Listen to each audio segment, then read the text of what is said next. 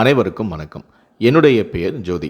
நான் ஆந்திரா மாநிலம் விசாகப்பட்டினம் தஹராபு வலசை எம்பிடி காலனியை சேர்ந்தவள். என் கணவனுடைய பெயர் பைடி ராஜு. அவருக்கு 35 வயது ஆகிறது. எனக்கும் அவருக்கும் கடந்த 6 ஆண்டுகளுக்கு முன்பு திருமணமும் நடந்தது. தற்போது எங்களுக்கு 2 குழந்தைகளும் உள்ளனர். என் கணவனான பைடி ராஜு டைல்ஸ் ஒட்டும் வேலை செய்து வருகிறார். இதன் காரணமாக அவர் சில நாட்கள் வெளியூரில் சென்று தங்கி அங்கு வேலை செய்தும் வருவார்.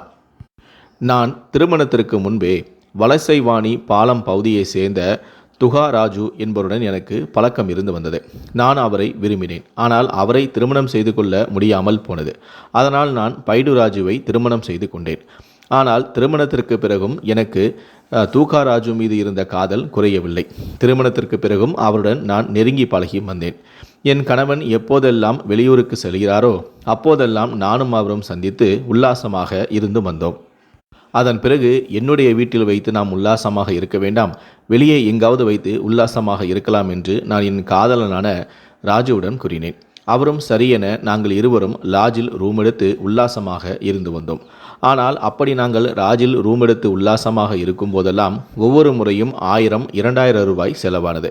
இதனால் எங்களுக்கு பணம் பிரச்சனை ஏற்பட்டது. இதனால் இதற்கு ஒரு முடிவு கட்ட வேண்டும் என யோசித்த நாங்கள் கணவன் மனைவி என்று சொல்லிக்கொண்டு விசா நகரில் ஒரு வாடகைக்கு நாங்கள் வீடு எடுத்தோம். நாங்கள் இருவரும் உல்லாசமாக இருப்பதற்காகவே இந்த வீட்டை நாங்கள் வாடகைக்கு எடுத்தோம். இனி நாம் இருவரும் உல்லாசமாக இருக்க வேண்டும், எனும் என்னுடைய கணவனுக்கு எந்தவிதமான சந்தேகமும் வரக்கூடாது என்பதற்காக நான் என் கணவனிடம் சென்று விசாகப்பட்டினத்தில் உள்ள சிபிஐ அலுவலகத்தில் எனக்கு தூய்மை பணியாளர் வேலை கிடைத்துவிட்டது, அதனால் தினமும் நான் வேலைக்கு செல்கிறேன் என்றும் கூறினேன். அவரும் சரி என ஒத்துக்கொண்டார். இதனால் தான் தினமும் காலையில் வேலைக்கு செல்வதாக கூறிவிட்டு இந்த வாடகைக்கு எடுத்து வைத்த வீட்டிற்கு வந்து விடுவேன். என் காதலனான தூகா ராஜுவும் அங்கு வந்து விடுவார். நாங்கள் இருவரும் மாலை வரை சந்தோஷமாக மாறி மாறி உல்லாசமாக இருந்து வந்தோம். எங்களுக்கு எந்தவிதமான இடையூறும் கிடையாது, எந்தவிதமான தொல்லையும் கிடையாது, பண பிரச்சனையும் கிடையாது. வாடகையும் ரொம்ப கம்மி தான். இதனால் எங்களுக்கு எந்தவிதமான பிரச்சனையும் இல்லாமல் கடந்த 6 மாத காலமாக நானும் அவனும் இந்த வீட்டில் தினமும் உல்லாசம் அனுபவித்து வந்தோம். ஒரு கட்டத்தில் என்னுடைய நடவடிக்கையில் சந்தேகமடைந்த என்னுடைய கணவர் எனக்கே தெரியாமலே என்னை ரகசியமாக கண்காணித்தும் வந்தார். அவர் சில நாட்களாக சீக்கிரமாகவே வேலைக்கும் கிளம்பி சென்றார். நானும் சரி, என் கணவன் சீக்கிரமாகவே கிளம்பி விட்டாரே என நானும் சீக்கிரமாகவே கிளம்பி வந்து விடுவேன். ஆனால் அவரோ வேலைக்கு செல்லாமல் என்னை ரகசியமாக கண்காணித்து வந்தார். என்னை ஃபாலோ செய்து வந்திருக்கிறார்.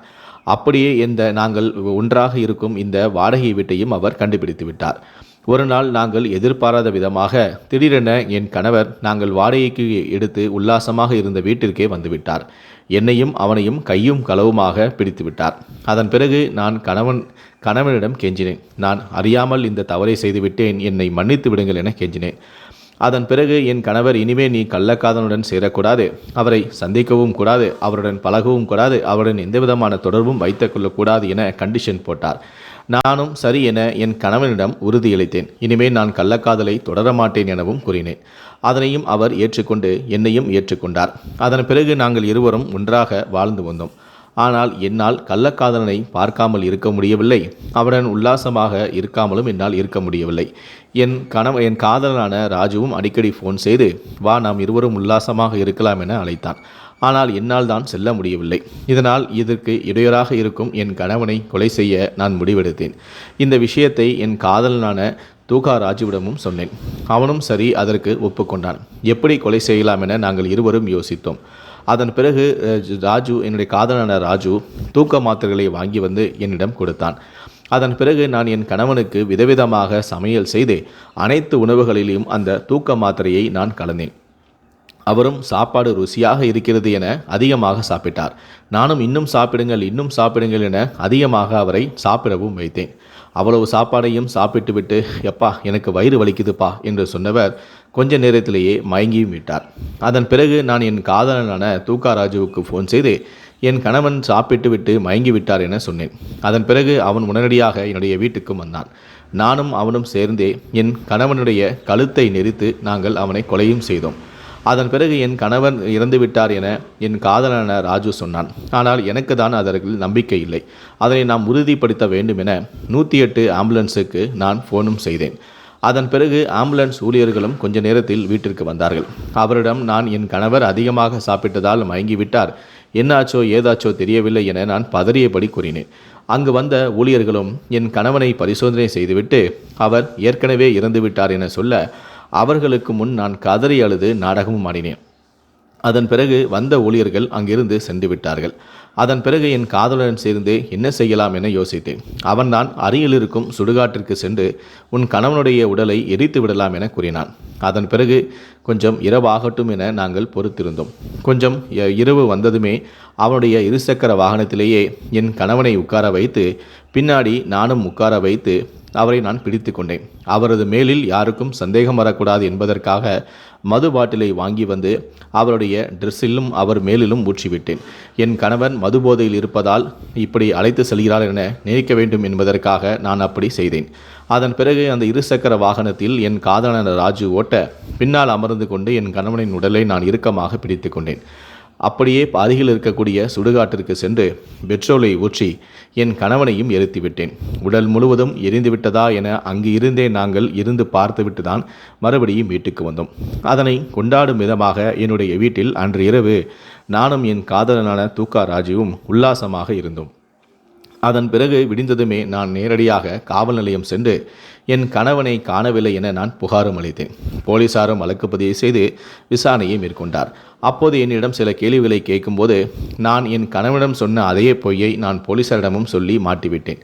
அதாவது நான் சிபிஐ அலுவலகத்தில் துப்புரவு பணியாளராக வேலை செய்கிறேன் என சொல்லிவிட்டேன். அதையெல்லாம் போலீசார்கள் செக் பண்ண மாட்டார்கள் என நான் நினைத்தேன். ஆனால் போலீசார் அதையும் கூட செக் செய்து நான் அந்த அலுவலகத்தில் வேலை செய்யவில்லையே என்று கண்டுபிடித்து என்னிடம் விசாரணையை மேற்கொண்டார்கள். மேலும் என் மீது போலீசாருக்கு இதன் மூலமாக சந்தேகம் வந்ததால் என்னுடைய செல்போன் கால் ஹிஸ்டரியையும் போலீசார் பரிசோதனை செய்தார்கள். அப்போது நான் என் காதலான தூக்காராஜுவிடம் அதிக நேரம் பேசியதையும் போலீசார் கண்டுபிடித்து விட்டனர். அதன் பிறகு அந்த நம்பர் யாருடையது என விசாரித்து அவரையும் கைது செய்து விட்டார்கள். அதன் பிறகு போலீசார் என்னிடம் கிடுக்குப்பிடி விசாரணை மேற்கொண்டதில் நானும் வேறு வழியில்லாமல் நடந்த அத்தனை உண்மைகளையும் நான் சொல்லிவிட்டேன். போலீசார் இப்படி கண்டுபிடித்து விடுவார்கள் என நான் கடுகளவு கூட எண்ணவில்லை. ஆனால் நான் வேலை செய்வதாக சொன்ன அந்த பொய்யை வைத்தே போலீசார் கண்டுபிடித்து இதன் மூலமாக என்னுடைய ரகசிய காதலையும் கண்டுபிடித்து விட்டார்கள். அதன் பிறகுதான் நான் நடந்த அத்தனை உண்மைகளையும் சொன்னேன். என் கணவனுக்கு நான் அதிகமாக சாப்பாடு கொடுத்து அதில் தூக்க மாத்திரை கலந்து அவரை நான் மயக்கடைய செய்து என் காதலனை வரவழைத்து கழுத்தை நெரித்து கொலை செய்து அருகில் இருக்கக்கூடிய சுடுகாட்டிற்கு என் கணவனின் உடலை எடுத்துச் சென்று எரித்து விட்டேன் என அனைத்து உண்மைகளையும் வாக்குமூலமாக கொடுத்தேன். போலீசாரும் என்னை அந்த சுடுகாட்டுக்கு அழைத்து சென்று நாங்கள் என்னுடைய கணவனை எரித்த இடத்தை காட்ட சொன்னார்கள். அங்கிருந்த சில எலும்புகளை எடுத்து DNA பரிசோதனைக்காக எடுத்தும் கொண்டார்கள். அதன் பிறகு என்னையும் என் காதலனான தூக்காராஜ் கைது செய்த போலீசார் சிறையிலும் அடைத்து விட்டார்கள். இப்போது என் குழந்தைகள்தான் நானும் இல்லாமல் என் கணவனும் இல்லாமல் ரொம்ப கஷ்டப்படுகிறார்கள். காம மோகத்தில் நான் இப்படி ஒரு தவறை செய்துவிட்டேன். என் குழந்தைகளை பற்றி கூட நான் யோசிக்காமல், நான் போலீஸிடம் மாட்டிவிட்டால் என்னாகும் ஏதாகும் என்று கூட நான் யோசிக்காமல், தூக்காராஜு மீது இருந்த மோகத்தின் காரணமாக இப்படி அநியாயமாக என் கணவனையும் கொலை செய்துவிட்டு நானும் இப்போது சிறையில் கம்பி எண்ணிக் கொண்டிருக்கிறேன். வெளியே என் பிள்ளைகள் அம்மா அப்பா என கதறி கொண்டு இருக்கிறார்கள்.